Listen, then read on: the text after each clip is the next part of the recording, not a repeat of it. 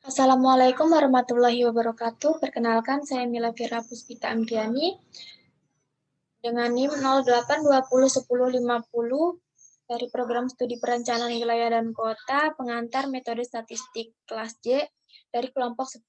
Di sini saya akan mempresentasikan atau menjelaskan PPT dari hasil laporan kami yang berjudul Analisis Pengaruh Pembelajaran Daring terhadap Tingkat Stres Mahasiswa dan Pelajar SMA. Yang pertama adalah latar belakang. Dalam kondisi darurat yang disebabkan pandemi virus corona seperti sekarang, penugasan dan pembelajaran dilakukan melalui berbagai media sosial yang tersedia atau melalui situs pembelajaran yang telah disediakan. Menurut Karismiaji tahun 2020, dalam pembelajaran tatap muka akan ada penyampaian konsep pembelajaran dan tujuannya terlebih dahulu. Kemudian pembelajaran berlanjut sampai pemahaman dan pengembangannya. Tahapan-tahapan tersebut dinilai tidak berjalan dengan baik saat dilakukan secara daring dalam situasi darurat seperti sekarang. Sehingga dapat dibilang bahwa jalan alternatif yang diambil pemerintah ini tidak selamanya berdampak positif saja, melainkan memiliki dampak negatif juga. Kemudian di sini ada penjelasan mengenai statistika deskriptif. Analisis deskriptif yaitu analisis yang berhubungan dengan pengumpulan dan peringkasan data, serta penyajian data, sehingga dapat memberikan informasi yang diinginkan. Statistik deskriptif itu meliputi ada rata-rata, kemudian median, minimum dan maksimum, kemudian ada varian, dan juga standar deviasi atau simpangan baku. Selanjutnya ada rumusan masalah. Yang pertama itu bagaimana hubungan antara waktu rata-rata pembelajaran daring terhadap tingkat stres mahasiswa dan pelajar SMA pada masa pandemi COVID-19. Yang kedua, bagaimana kondisi tingkat stres mahasiswa dan pelajar SMA selama mengikuti pembelajaran daring di masa COVID-19. Selanjutnya ada analisis korelasi. Analisis korelasi ini merupakan salah satu teknik analisis dalam statistik yang digunakan untuk mencari hubungan antara dua variabel yang bersifat kuantitatif atau berdasarkan jumlah atau yang berkaitan dengan angka. Terdapat beberapa tingkatan dalam korelasi, yaitu korelasi sederhana dan korelasi parsial. Uji korelasi ini digunakan untuk mengetahui apakah ada korelasi antara variabel independen X terhadap variabel dependen Y. Adapun langkah-langkah dalam analisis uji korelasi ini, yang pertama menentukan hipotesis, yang kedua menentukan alfa sama dengan 5%, kemudian ada daerah kritis dengan rumus tolak hipotesis awal jika T mutlak lebih dari T alfa dibagi 2 dengan derajat kebebasannya adalah N dikurang 2 atau rho value-nya lebih kecil dari alfa. Kemudian yang terakhir ada statistik uji dengan rumus T sama dengan RXY dalam kurung akar N dikurang 2 dibagi dengan 1 dikurang RXY kuadrat. Selanjutnya ada analisis regresi. Analisis regresi ini merupakan metode atau teknik analisis hipotesis untuk menguji ada tidaknya pengaruh antara variabel satu dengan variabel lain yang dinyatakan dalam bentuk persamaan matematik atau regresi. Terdapat dua jenis regresi yaitu regresi linier sederhana dan regresi linier berganda. Yang pertama itu analisis regresi sederhana. Pada regresi sederhana, biasanya data yang digunakan memiliki skala interval atau rasio dengan rumus Y sama dengan A ditambah BX. Yang kedua itu analisis regresi berganda. Regresi berganda ini berfungsi untuk mencari pengaruh dari dua atau lebih variabel independen X terhadap variabel dependen Y. Model regresi linear berganda ini dituliskan dengan persamaan Y sama dengan alfa ditambah beta 1x2 ditambah beta 2x2 dan beta n xn ditambah E. Selanjutnya ada uji signifikansi parameter. Uji ini dilakukan untuk mengetahui ada tidaknya hubungan parameter di dalam model regresi. Uji signifikansi parameter ini dilakukan secara serentak atau parsial. Yang pertama, uji secara parsial ini dilakukan untuk mengetahui signifikansi parameter terhadap variabel dependen. Kemudian yang uji serentak ini dilakukan dengan uji rasio likelihood. Suatu statistik uji rasio likelihood G adalah fungsi dari L dan L1 yang berdistribusi X2. Dengan derajat bebas itu adalah P. Selanjutnya ada analisis data. Yang pertama, deskripsi responden. Setelah mendapatkan data, kemudian kita melakukan perhitungan persentase dengan menggunakan rumus jumlah sampel mahasiswa atau pelajar SMA dibagikan dengan keseluruhan jumlah sampel dikalikan dengan 100%. Sehingga didapat hasilnya, didapat grafiknya. Di situ responden mahasiswa sebesar 70% dan responden SMA sebesar 30%. Dan di sini selanjutnya ada analisis data responden.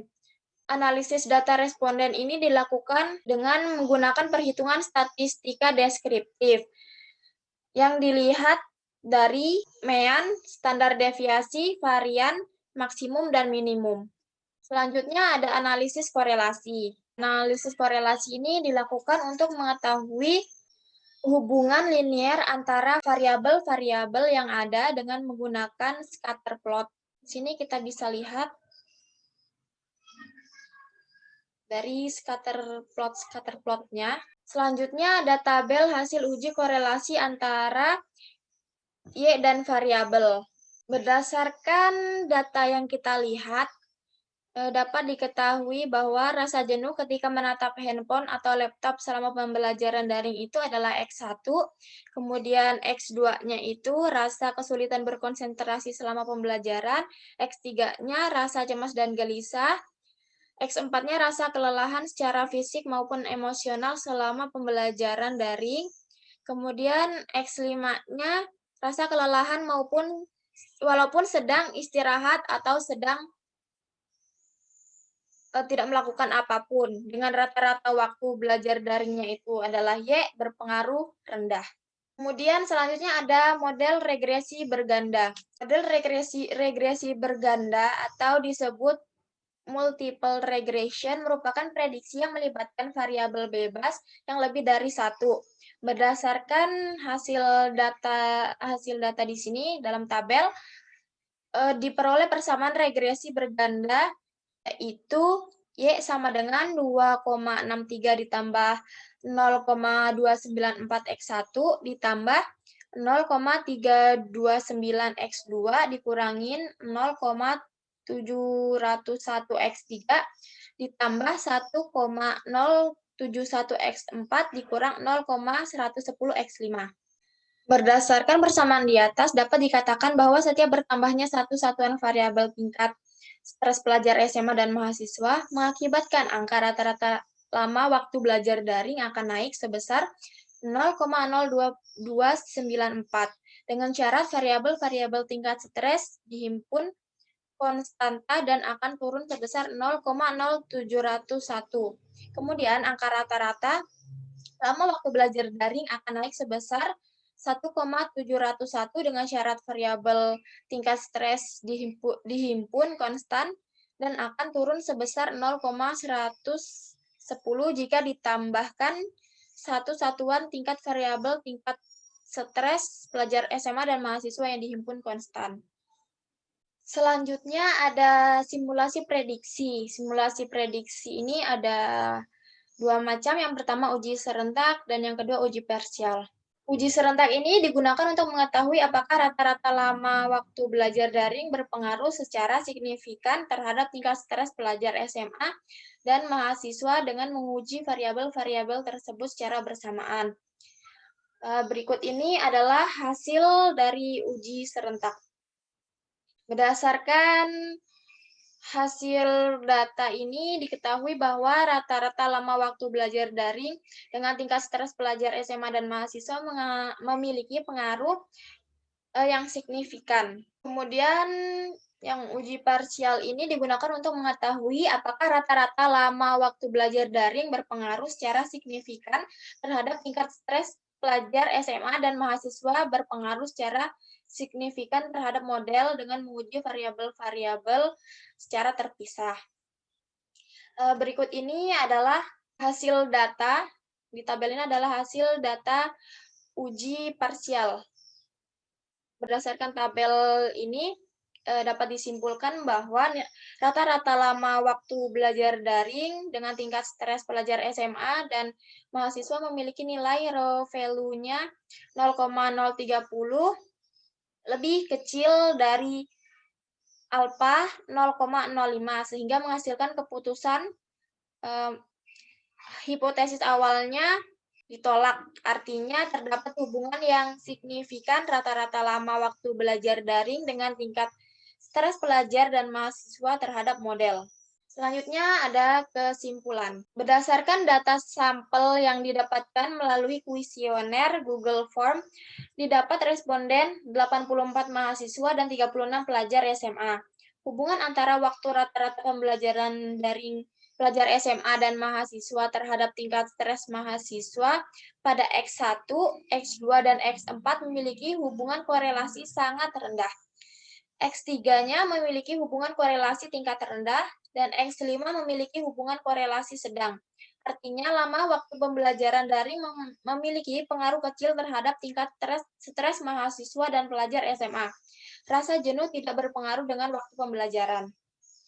Kemudian ada pun saran yang diberikan, yaitu dalam melakukan penelitian, haruslah lebih teliti lagi pada saat memasukkan data dan mengikuti langkah-langkah yang sudah ditentukan. Karena apabila perhitungan analisis dari suatu data salah pada satu tahap saja, maka akan berakibat perhitungan yang lainnya juga salah.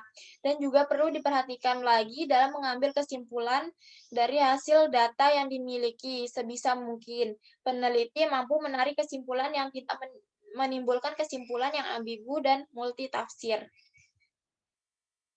Baik, segitu saja yang bisa dapat saya sampaikan. Apabila ada kesalahan dan juga kata-kata yang salah, kurang lebihnya mohon maaf. Saya akhiri. Wassalamualaikum warahmatullahi wabarakatuh.